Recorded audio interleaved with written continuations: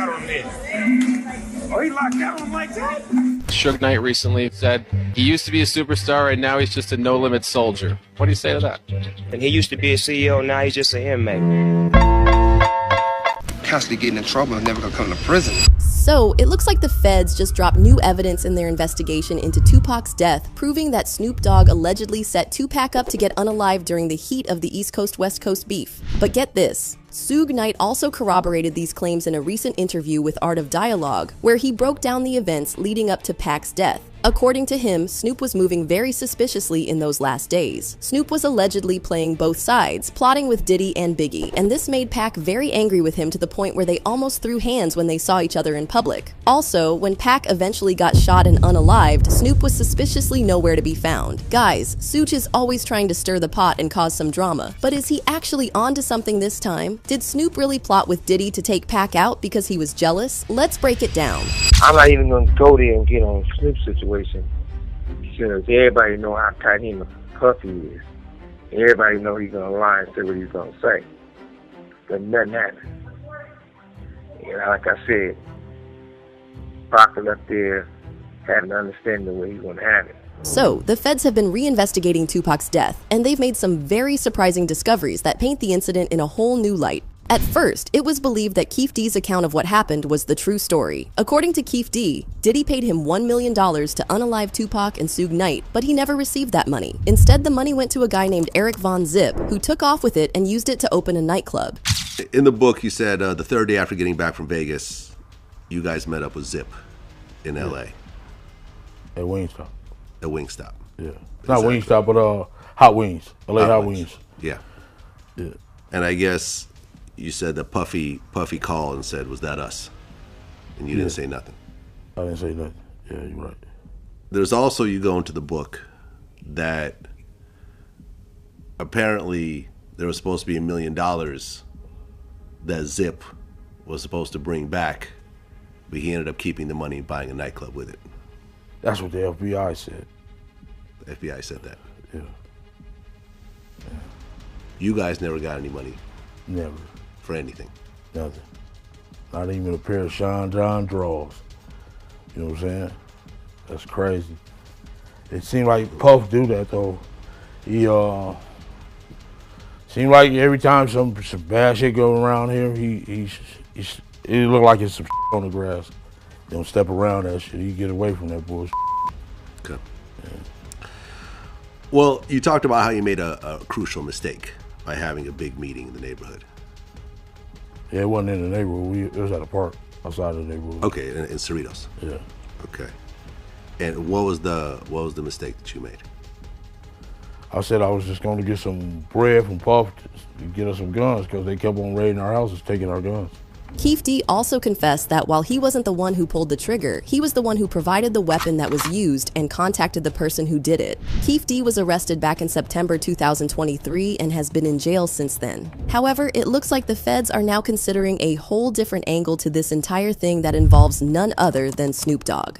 As y'all know, Snoop was part of Suge Knight's Death Row Records back in the day. He joined the label in 1991 after being introduced to Dr. Dre, who found him very talented. In those days, tensions were pretty high between the East Coast and the West Coast. Almost every rapper had to take a side, especially if you were linked to the key players in the beef, like Tupac, Suge Knight, Diddy, and Biggie. However, Snoop developed this habit of not taking any side or playing both sides. It started as a way to protect himself, but it quickly turned into snitching on his fellow Death Row Records artists, and even plotting against them. Reggie Wright once talked about how Snoop snitched on Suge and told the feds that he had something to do with Tupac's death. If you can you give me the backstory where Tupac and Nas had that run-in and how Snoop got on the radio and made some comments that got Tupac mad? All right, look. We go to New York. It's the MTV Awards. And, you know, I believe in doing everything big. At that point, once Tupac became to be a part of Death Row, his name was changed from Death Row to Untouchable Death Row, if you guys remember. So I ordered the plane. We go to New York. We go to the awards. We went to the awards. We having a good time. There's a lot of tension there. Pac feeling a certain kind of way because, you know, he felt that the people in New York crossed him. And I had to explain to him, every person in New York is not a bad person. And some of the people who crossed you is weirdos. It's a time for everything. You can't hit the whole New York. He was ready to be a Plies dude from the Fugees. We was all there. We shut that down, and we went over to the after party. The after party, Pac seen Nas, and Pac went up on Nas at about 100. Him and Nas started conversating. Anybody that know Pac is on gold status. That's all. Pac is gonna be either or. Either he gonna go and get it in, or he gonna be a gentleman and be respectful. The mid to late 1990s were tough for Death Row Records because in September 1996, Tupac passed away. The following month, Suge Knight was sent to jail over a probation violation that happened on September 7th, 1996, when Suge and his Death Row entourage, including Tupac, attacked Orlando Anderson, a member of the Crips gang. Through all this, Suge expected Snoop to prove his loyalty by holding Death Row down while he was away. However, it was at this time that Snoop decided that he was not about that life and he wanted to leave all the violence behind. The Dogg Father was the rebirth of me. I'm not going to glorify all the negativity that Death Row wanted me to. I'm going to bring a positive side of music. The only issue with this plan was that Snoop's idea of bringing positivity was to act like a double agent and snitch on anyone he could to save his own skin. You might hear them getting caught with a gun, stab somebody, do those type of crimes, they're not gonna come to prison. One of the reasons that like Snoop. Well, Snoop would never come. I mean, Snoop was on, we beat a trial for him, but then he was on probation. Then he got caught with 2 ounces of marijuana. Then he got caught with guns. And each time it's nothing. They're not gonna violate him because for the street guys know what I'm talking about. There's no puzzle. I mean, if you get a guy that constantly getting in trouble and never gonna come to prison, that's because he's an informant, he's a rat, a snitch, and they're more important to the police on the streets than in here because they let them know what's going on. The first betrayal came after Snoop moved base to join Master P's No Limit Records. He claimed that he was working against the devil, and through the grace of God, Master P and Priority Records put a deal together that was suitable for me. With all this betrayal and double agent behavior, it wasn't surprising that rumors started flying around that Snoop had set Tupac up to get unalived. And baby, Suge Knight has had a lot to say about this. In a recent interview with Chris Cuomo, Suge spilled the tea about how so many rappers, including Snoop Dogg, knew about all the nasty things Diddy used to do to young men and women in the industry and didn't do anything about it. I look at real plain and simple. Ain't no whistleblower. Facts is there. But right now, I don't care if it's T.I., I don't care if it's Rick Ross, I don't care if it's Jay, I don't care if it's Snoop, I don't care if it's Game, I don't care if it's Dre. Nobody's stepping up on the fact that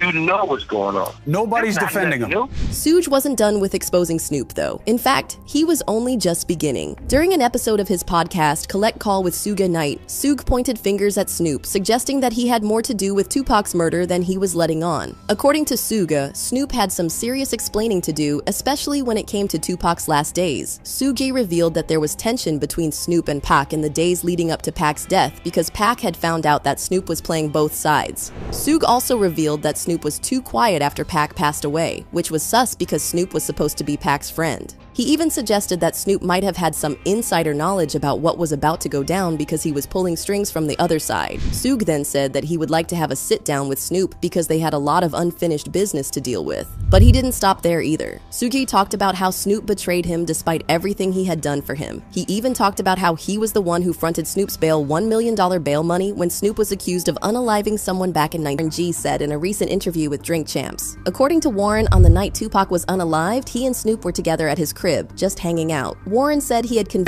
that's when he went out there and when he went to the hospital. But if I wouldn't have talked to him and got him to come over to my house, he probably would have been right there in the car with them. It seemed like Snoop had some inside info about the plans to pack out, and he knew the exact time and place it was going to go down. But if you thought Suge was done exposing Snoop, then think again, because he just dropped some new bombshells in his recent interview with The Art of Dialogue. One thing that fans have noticed about Suge's story regarding Snoop's betrayal is that it hasn't changed since day one. Suge is still saying the same thing now that he said then. In this latest interview, Suge explained that Pac already knew that Snoop was shady, and it did not sit right with him. Suge explained that Snoop and Pac first had a falling out after Pac heard Snoop on the radio praising Diddy and Biggie. Snoop was allegedly throwing shade at Pac, saying he didn't have any issues collaborating with Biggie and Puffy. I'm not even going to go there and get on Snoop's situation, because everybody know how tight him and Puffy is. Everybody know he's going to lie and say what he's going to say. But nothing happened. You know, like I said, Pac left there having an understanding of where he's going to have it. Now, fast forward, we back at the hotel. And, you know, everybody got their rooms, and I would have a special room that only person who knew that room number is Pac. So I'm in there, and I got my company, a few of those, you know, women in there. And I just banging at the door, throw my boxers on, open the door up, Pac just runs in my room. I'm like, man, what's up? He like, you got a radio? And, you know, he all pumped up. He cut the radio on, and we listened to Snoop on the radio. Snoop is, you know, saying that's Pac on the bush. He'll do a song with Biggie, he'll do a song with Puffy, he'll do all these. According to Suja, this made Pac so mad because after all the love he had shown Snoop, Snoop was supposed to have his back, not go around throwing dirt on him and dining with the enemy. From that point on, Pac decided it was on site with Snoop. Pac was so mad because Pac loved those dudes. He always would ride for them. And he brought it up. He said, man, I just came to fuck with you, but I put everybody on death row. I put everybody on my album and made sure they was on my album. And Snoop was doing a video in New York called New York, New York. And one of the bad boy dudes was on the radio station talking about they distance, let's get them. So they went over there and they trailer got shot up. When the trailer got shot up, they called the studio. Me and Pac was in the studio. We got them on speaker. And they said they trailer got shot up. We sent some homies out there who was already out there to make sure they was good.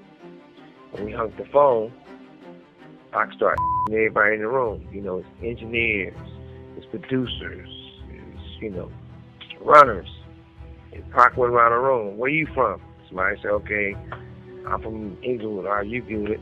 Where you from? And each person that said they was from the East Coast, Pac fired this shit up. You know, he fired on them. They just tried to kill the homies. Smack! He go to the next person. Where you from? They were from the East Coast. He fired them. They just tried to kill the homies. So Pac brought that up. He said when they tried to, you know, when Biggie and them tried to shot their trailer up, he was like, man, you see me beat everybody up from the East Coast in the studio. He said, I get on the front line for them. For this fool to go up there and get on the radio and say, F me, and he riding with them, it's on.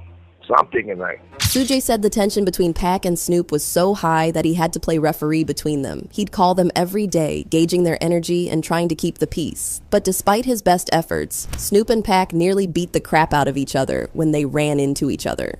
Every night before, I completely turn in. You know, I had a rule. I always had to call my mother, and my mother know I made it. And I would hit Pac, and I would hit Snoop. You good? Yep. You good? Yep. That's it. That means everybody's straight. Now, either I'm going to sleep or I'm having fun. Right? So both of these artists was more than just artists to me. It was family to me. So when we got, you know, downstairs, Pac took off on Snoop. Pac ran up on him, did what he did. Snoop ran this way, Pac running behind him. I stopped it. We ain't finna be doing all this in New York, making us all look like we some idiots. Now get this. After the altercation, Suge said he tried to get both of them to settle their issues at their Death Row studio back in California, but Snoop refused to ride in the same car as Pac, and they did not return home on the same flight. This is interesting because Snoop had previously told his side of this story, and he claimed that he and Pac were on the same flight, and he even had to carry a fork and knife for protection. Suge then said something even more interesting. According to him, they were all surprised when Snoop didn't show up to the after party after the Mike Tyson fight because everyone was supposed to be there. Suge hinted that the reason why Snoop didn't show up was because he already knew what was about to go down, and he didn't want to get caught in it. We used to call the studio the Red Room. So whatever problem it is, we go in the studio and anybody fight, they fight. Once people walk out that door, it's over. So I told both of them that. I told Snoop, come get in the car and we got to go to the airport. Not the airport, but we had a private plane, still an airport. Snoop refused to ride with Pac is crazy. Snoop rode in the van with the luggage, because we had a van to carry all the luggage, and everybody else was in limos. When we got to the private plane, I tell Pac, save the place for all this. Let's just get to the house and y'all have that conversation later. But Snoop never got on the plane and grabbed no fork or no knife and came by Pac and banged on him and all that type of stuff.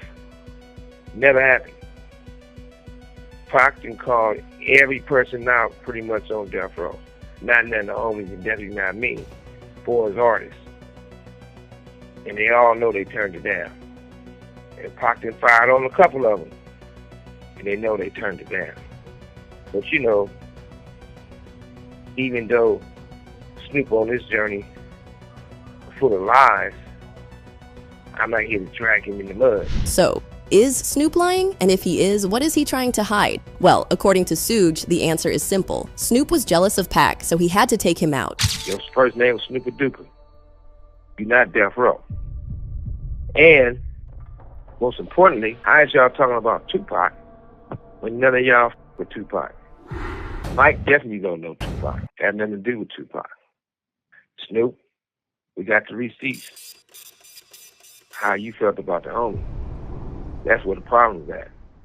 I'm quite sure everything's a little tight right now because everybody know the truth's coming out. Now, according to sources, the feds have uncovered new evidence proving Snoop did know a lot more about Pac's death. Allegedly, he may have been supplying Diddy intel about death row movements, which helped in planning the perfect time to strike. But do you think Snoop really did set Tupac up to get murked? And if he did, do you think it was because he wanted to cover his behind or he was threatened to do it? Let us know your thoughts down below and don't miss out on this next video.